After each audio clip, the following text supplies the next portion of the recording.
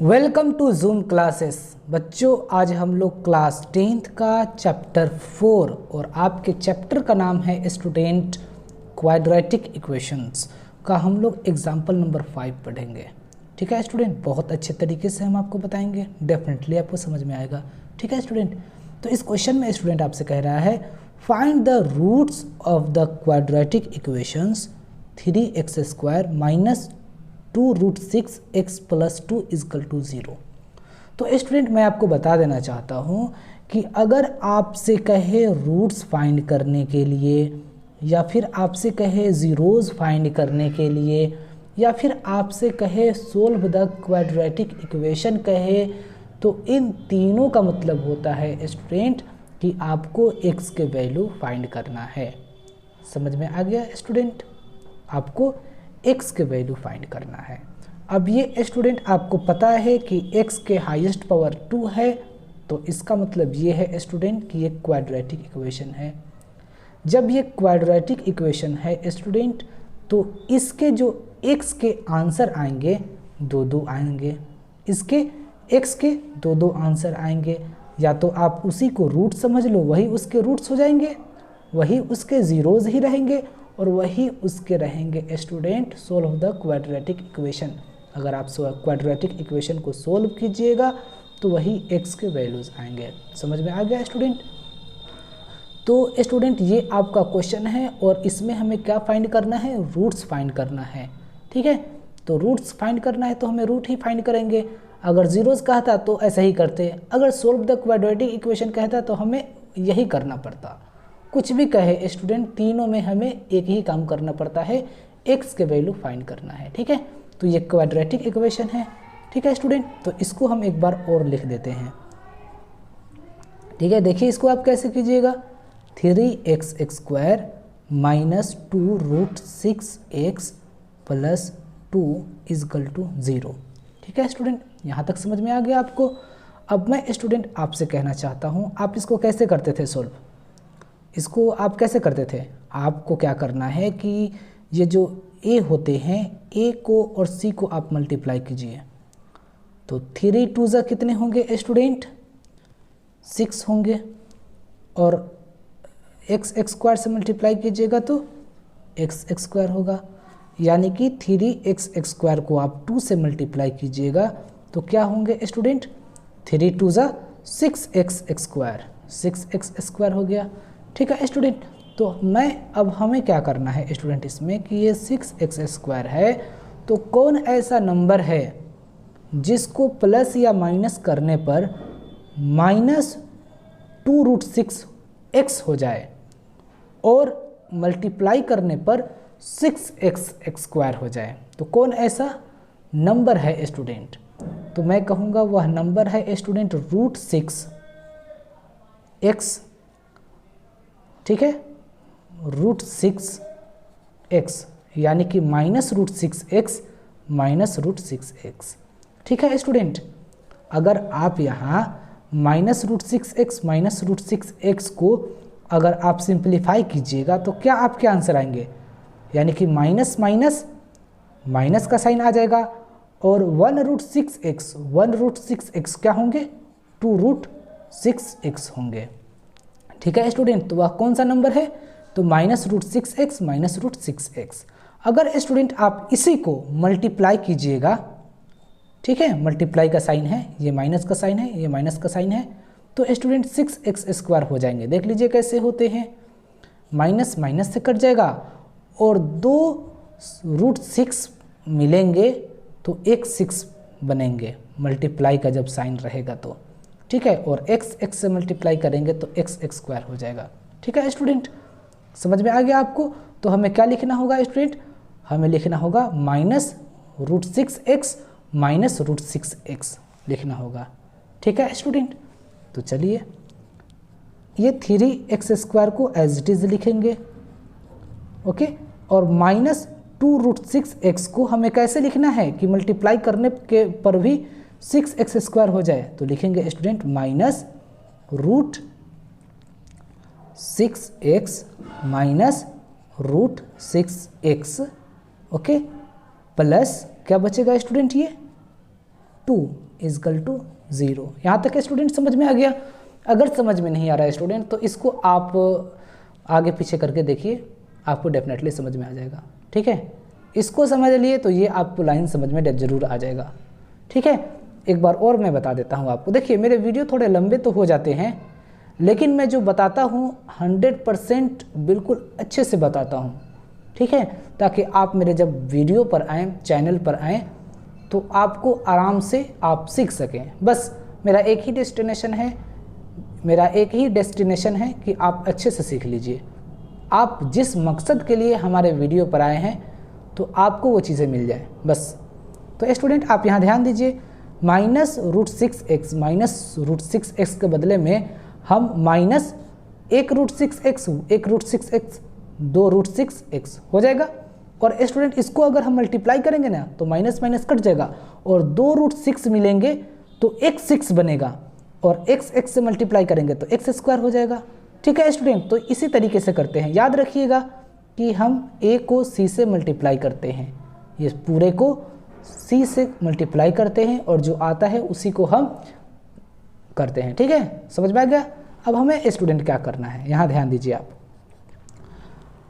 3x² में से अब इसको हमें क्या करना होगा, थोड़ा से और हमें इसको तोड़ना होगा। मैं जो बता रहा हूँ आप ध्यान दीजिए। 3x² के बदले में स्टूडेंट हम √3 इंटू √3x बहुत सिंपल तरीके से बता रहा हूँ स्टूडेंट। एक 3 के बदले में 2√3 लिख दिया और x² के बदले में x इंटू x लिख दिया। मैं माइनस का साइन है यहाँ पर तो माइनस का साइन। √6 के बदले में स्टूडेंट मैं √2 लिख दिया और √3 लिख दिया। मल्टीप्लाई कीजिएगा तो √6 ही होगा। x है तो मैं x भी लिख दिया। ठीक है स्टूडेंट, मैं इसलिए बताना चाहता हूँ ताकि ये अच्छे से आप समझ लीजिए, क्योंकि ये रूट वाले हैं। ठीक है स्टूडेंट, और ये रूट वाले हैं तो आपको करने में बहुत परेशानी होता होगा, मुझे पता है। ठीक है स्टूडेंट, इसलिए मैं चाहता हूँ कि इसको मैं आपको अच्छे से बताऊँ ताकि आपको समझ में आ जाए, इसीलिए मैं आपको आराम से समझा रहा हूँ। ठीक है, आपको डेफिनेटली समझ में आ जाएगा। नेक्स्ट देख लीजिए स्टूडेंट, ये माइनस का साइन है तो माइनस का साइन लिख दिए। √6x के बदले में वही लिखेंगे, फिर यही नंबर को लिख देते हैं, यानी कि √2 और √3 मल्टीप्लाई करेंगे √6 और x बच गया तो x प्लस क्या है स्टूडेंट 2 है तो स्टूडेंट प्लस का साइन देंगे और एक 2 के बदले में हम स्टूडेंट 2 2 लिख सकते हैं। √2 इंटू √2 पता है 2 √2 मिलेंगे तो एक 2 बनेगा। यही स्टूडेंट इंपॉर्टेंट चीज़ें हैं समझना। यहाँ अब स्टूडेंट आप ध्यान दीजिए, ये यहाँ से यहाँ तक स्टूडेंट आपको कोई चीज़ कॉमन दिखाई दे रहा है, बताइए तो क्या कॉमन है स्टूडेंट? एक तो है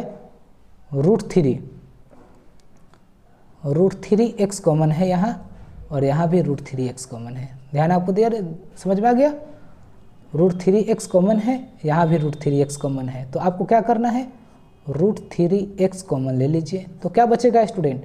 √3 बच गया और फिर क्या बच गया? एक x बच गया। माइनस का साइन है तो माइनस का साइन दे देंगे और फिर क्या बच गया? √2 बच गया। ठीक है, अब ऐसा नहीं कि सर इंटू यहाँ है तो इंटू दे दीजिए स्टूडेंट, ये इंटू में ही होते हैं। ठीक है, याद रखिएगा। नेक्स्ट करते हैं स्टूडेंट, आप यहाँ ध्यान दीजिए। फिर अब ये लाइन में स्टूडेंट आप बताइए कि कॉमन क्या आपको दिखाई दे रहा है। तो इस लाइन में स्टूडेंट अगर देखा जाए तो कॉमन हो रहे हैं स्टूडेंट √2। ठीक है, ठीक है स्टूडेंट, कॉमन हो रहे हैं √2। तो हमें क्या करना है स्टूडेंट? हमें -√2 कॉमन लेना है। तो क्या बचेगा स्टूडेंट? ये तो कॉमन ले लिए तो क्या बच गया? √3 बच गया, फिर x बच गया। ठीक है, और स्टूडेंट जब हम माइनस कॉमन लिए हैं तो याद रखिएगा ये साइन प्लस में है तो ये माइनस में हो जाते हैं, साइन चेंज हो जाते हैं। प्लस में रहेंगे तो माइनस में, माइनस में रहेंगे तो प्लस में, अगर यहाँ हम माइनस में साइन वो कॉमन ले लिए तो। ठीक है, अब स्टूडेंट √2 कॉमन यहाँ भी है, √2 कॉमन यहाँ भी लिए हैं हम, तो क्या बच गया? एक √2 बच गया। आ गया स्टूडेंट समझ में? अब मैं आपको बहुत एक अच्छा बात बता रहा हूँ, आप ध्यान दीजिए स्टूडेंट। ये आप लाइन मत लिखिएगा, ठीक है, ये तो मैं समझाने के लिए आपको वो कर रहा हूँ, ये आपको लिखने की ज़रूरत नहीं है स्टूडेंट। ठीक है, अब यहाँ एक स्टूडेंट ध्यान दीजिए आप कि √3x - √2 √3x माइनस √2, ये दोनों जगह स्टूडेंट सेम है। तो इसका मतलब क्या है स्टूडेंट कि जो हम इसको फैक्टर जो निकाले हैं, जो हम क्वाड्रेटिक इक्वेशन फाइंड करना चाहते हैं, जो हम रूट्स निकालना चाहते हैं, वह बिल्कुल सही हम कर रहे हैं, कहीं भी गलती नहीं है। देखिए दोनों मैच कर रहे हैं एक जैसा, √3x माइनस √2, √3x माइनस √2। ठीक है स्टूडेंट, तो अब हमें स्टूडेंट क्या करना है कि इन दोनों में से किसी एक को आपको लिखना होगा।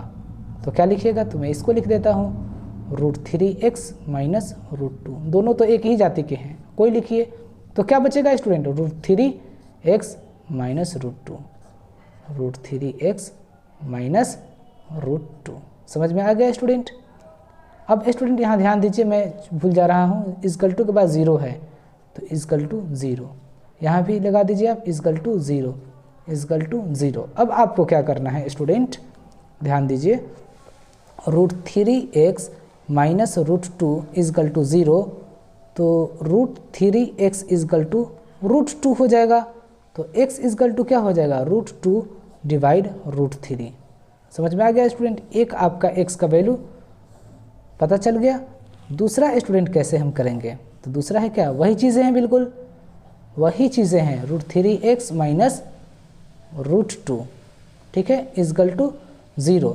तो √3x इक्वल टू क्या होगा स्टूडेंट, ये माइनस में है, इक्वल के जहाँ बाहर जाएगा तो प्लस √2 हो जाएगा। तो x बराबर क्या हो जाएंगे, √2 डिवाइड √3। ठीक है स्टूडेंट, समझ में आ गया स्टूडेंट यहाँ तक, यहाँ तक समझ में आ गया। या तो फिर हम इसको स्टूडेंट ऐसे भी कर सकते हैं कि इन दोनों को हम क्या कर सकते हैं, √2 ये भी है, √3 यह भी है, तो हमें क्या करना होगा कि हम इसको इस तरीके से भी लिख सकते हैं। यहाँ तक स्टूडेंट सबको समझ में आ गया। तो मैं स्टूडेंट कहना चाहूँगा कि ये x का वैल्यू जो आया है √2 डिवाइड √3 और x का वैल्यू आया है √2 डिवाइड √3, दोनों एक ही तरह आया है, दोनों एक ही जाति के हैं, तो हम इसको इस तरीके से भी लिख सकते हैं। यानी कि x इक्वल टू क्या लिख सकते हैं, इसके लिए एक ही रूट लिख दीजिए और दोनों को लिख दीजिए। इसका मतलब क्या है स्टूडेंट कि दोनों रूट में है, जैसे कि ये है, वैसे ही इसको हम एक साथ लिख दिए। और दूसरा क्या है स्टूडेंट, दूसरे को भी आप ऐसा ही लिख दीजिए, √2 लिख दीजिए, दोनों रूट में है। ठीक है स्टूडेंट, तो यही स्टूडेंट आपके हो गए रूट्स हो गए, यही आपके रूट्स हो गए। या तो आप इसी को स्टूडेंट मैं कहना चाहूँगा, या आप इसके रूट्स कहिए, या फिर आप इसको ज़ीरोज़ कहिए, या फिर आप इसको सोल्व द क्वाड्रेटिक इक्वेशन कहिए, तीनों हम इसी को कहते हैं। ठीक है स्टूडेंट, तो मैं कहना चाहूँगा कि ये मेरे वीडियो थोड़े लंबे तो हो गए हैं, ठीक है स्टूडेंट, लेकिन मैं जो बताया हूँ बहुत अच्छे तरीके से बताया हूँ। देखिए मेन होता है समझना, ठीक है। तो मैं कहना चाहूँगा कि अगर ये वीडियो आपको अच्छा लगा है तो मेरे चैनल को आप सब्सक्राइब कर लीजिए और बेल आइकन को ऑल पर क्लिक कर दीजिए, ताकि मैं जो भी वीडियो अपलोड करूँ तो सबसे पहले आपके पास पहुँचे। Okay, thanks for watching this video, that's all for today. Please आप इसको शेयर भी कर दीजिए अपने फ्रेंड्स के पास।